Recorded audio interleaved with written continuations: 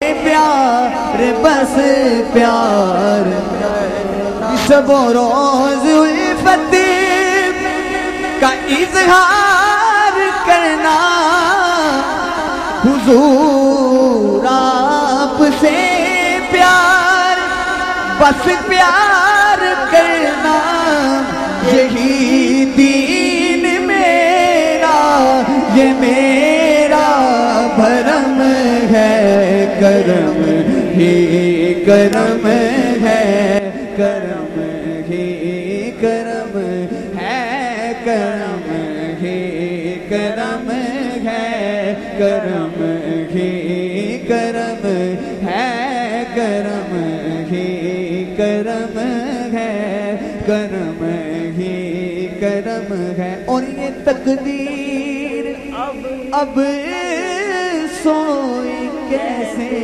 رہے گی یہ تقدیر اب سوئی کیسے رہے گی مجھے اب کمی کوئی کیسے رہے گی مجھے اب کمی کوئی کیسے رہے گی یہ تقدیر اب سوئی کیسے رہے گی مجھے اب کمی کو کیسے رہے گی میری گردنیں تو میرے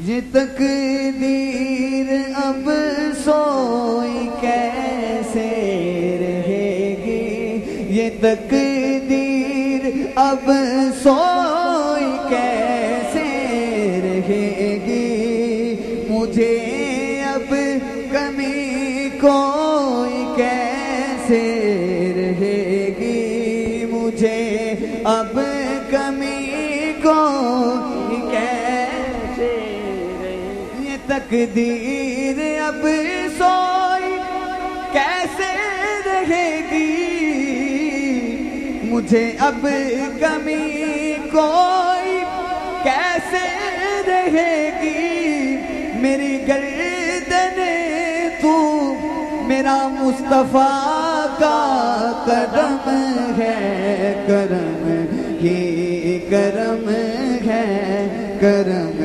ہی کرم ہے کرم کی قسم ہر خوشی آپ سے خدا کی قسم ہر خوشی آپ سے ہے یہ شہزاد کی زندگی آپ سے ہے خدا کی قسم ہے خوشی آپ سے ہے یہ شہزاد کی زندگی آپ سے ہے حضور آپ کے دم سے ہی دم میں دم ہے کرم ہی کرم ہے کرم ہی کرم ہے کرم ہی کرم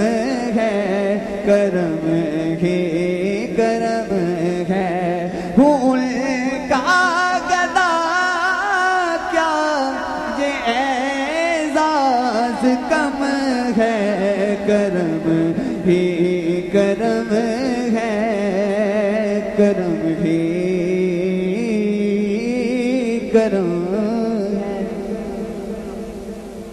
یہ کرم صرف ہم پہ نہیں ہے جو نہیں مانتے ان پہ بھی ہے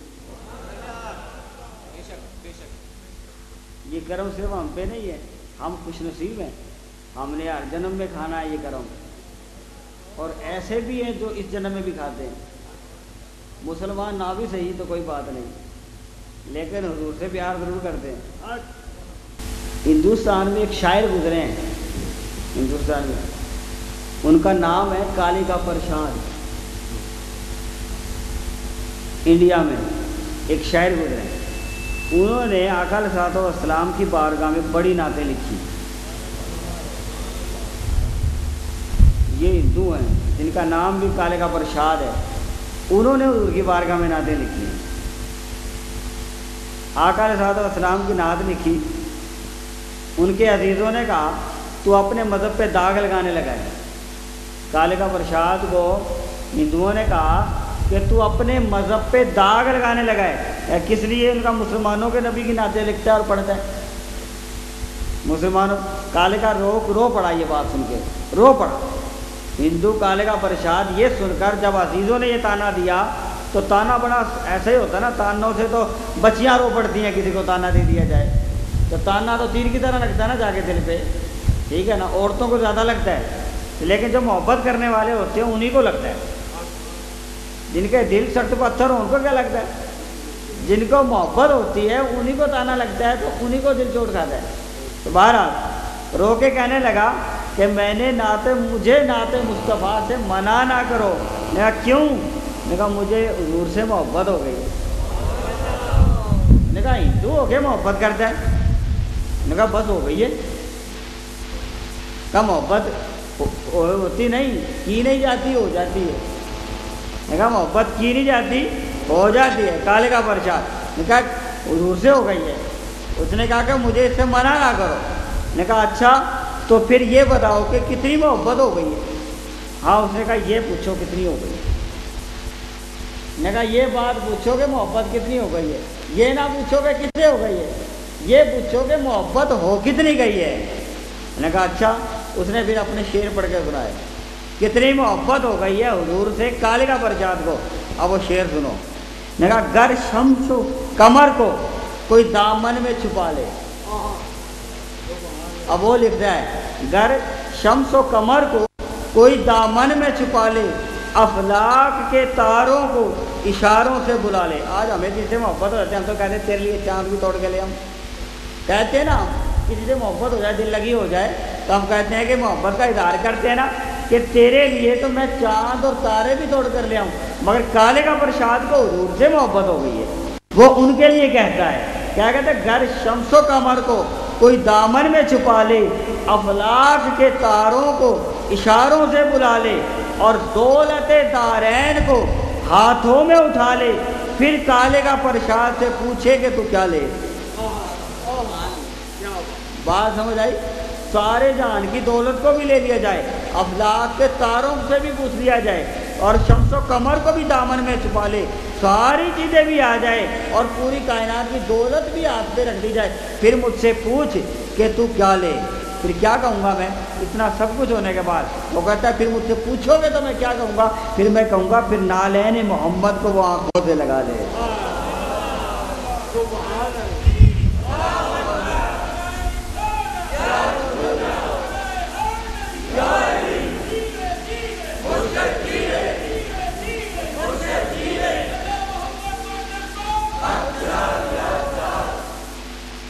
اکابر علماء دیوبند ہوئے ہیں جن کا نام ہے عبد الماجد دریا آبادی. یہ اکابر علماء دیوبند میں سے ہیں. انہوں نے ایک بات لکھی ہے. یہ لکھتے ہیں کہ حیدرآباد میں ریاست ہندوستان میں کا ایک مہاراجا تھا جس کا نام تھا کشن پرساد. توجہ ادھر نہیں.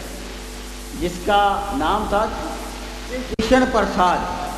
یہ اکابر علماء دیوبند لکھتے ہیں عبد الماجد دریا آبادی.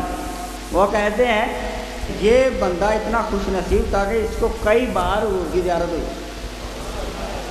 یہ کشن پرساد جو تھا یہ اتنا خوش نصیب تھا اس کو حضور کی کئی بار زیارت ہوئی. یہ کہتے ہیں یہ نہیں پتہ چل سکا مجھے کہ اس کا انجام کیسا ہوا. یہ صاحب لکھتے ہیں کہ یہ نہیں پتہ چل سکا کہ اس کا انجام کیسا ہوا، لیکن اس کو حضور کی زیارت کئی بار ہوئی، اس کا بڑا پتہ ہے. اب وہ کہتے ہیں کہ کشن پرساد نے حضور کی بارگاہ میں نعت لکھی. اور وہ نعت کیا لکھی؟ بلوائیں کبھی پرشاد جو سلطان مدینہ بلوائیں کبھی پرشاد جو سلطان مدینہ، جاتے ہی میں ہو جاؤں گا قربان مدینہ، جاتے ہی میں ہو جاؤں گا قربان مدینہ۔ محبت ہو گئی، ٹھیک ہے، اور حضور بلوائے اپنے متعلق لکھتا ہے کہ کافر ہوں کہ مومن ہوں، خدا جانے میں کیا ہوں، کافر ہوں کہ مومن ہوں، خدا جانے میں کیا ہوں، پر بندہ ان کا جو ہے سلطان مدینہ، پر بندہ ان کا جو ہے سلطان مدینہ، جاتے ہی میں ہو جاؤں گا قربان مدینہ۔ اور اب میری شفاعت میں کہاں دیر لگے گی، اب میری شفاعت میں کہاں دیر لگے گی، کہ پہچانتے ہیں خود مجھے سلطان مدینہ، پہچانتے ہیں خود مجھے سلطان مدینہ، جاتے ہی میں ہو جاؤں گا قربان مدینہ، جاتے ہی میں ہو جاؤں گا قربان مدینہ۔ اب بتائیں انہیں حضور کی زیارت ہو رہی ہے، وہ حضور کی بارگاہ میں بور تو نہیں ہو رہے؟ حضور کا ذکر سے تو مومن خوش ہوتے ہیں۔ پاکستان نہیں بنا تھا، ابھی پاکستان نہیں بنا تھا، گجرانوالہ شہر میں ایک شاعر رہتا تھا جس کا نام تھا دلو رام، یہ بھی کافر تھا، کوثری، دلو رام کوثری۔ اس نے آقا صلی اللہ علیہ وسلم کی بارگاہ میں نعت لکھی، یہ کہتا ہے کچھ عشق محمد میں نہیں شرط مسلمان، یہ دلو رام کہتا ہے کہ کچھ عشق محمد میں نہیں شرط مسلمان، ہے کوثری ہندو بھی طلبگار محمد، اللہ کیا رونق بازار محمد، مدینہ پاک میں بڑی رونق ہے، کہتے ہیں اللہ، ہماری آواز بھی اس وقت مدینہ پاک جاری ہے، گنبد خضرا بھی بیان سنا جا رہا ہے، اللہ کیا رونق بازار محمد، محبوب جہاں ہیں خریدار محمد، محبوب جہاں ہیں خریدار محمد۔ پھر دلو رام نے اپنی موت سے قبل ایک ربائی لکھی، رحمت عالمی کے حشر میں مانا کھلے، رحمت العالمی کے حشر میں مانا کھلے، رحمت العالمی کے حشر میں مانا کھلے، رحمت العالمی کے حشر میں مانا کھلے، خلق ساری شافعِ روزے جزا کے ساتھ ہے،